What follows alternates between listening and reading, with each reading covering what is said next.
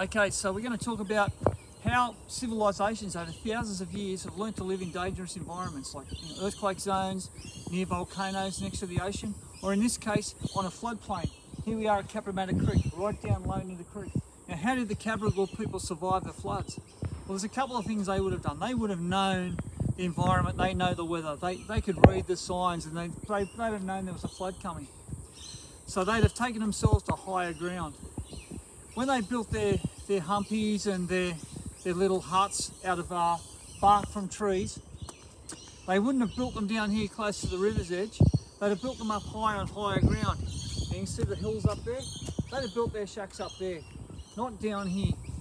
So when the flood came, they'd have been up high, nice and safe. We'll go and have a look up how high we can get up there in a minute.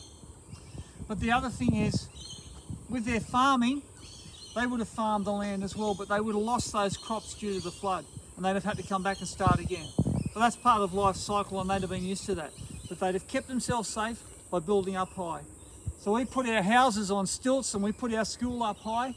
They'd have put their huts and the accommodation they had, they'd have had it up high. But let's go and have a look up high and see where they would have built their accommodation. You can look on that flood zone map that I've got for you to play with, and you can see where they'd have put their accommodation in those days for 40,000 years. So here we are, just opposite the Homemaker Centre. Our Krispy Kreme and everything, McDonald's are just over there. But the creek, we've got to be about 10 metres, 15 metres above the creek right now. So we've come up onto this hill, and the hill even gets higher up that way.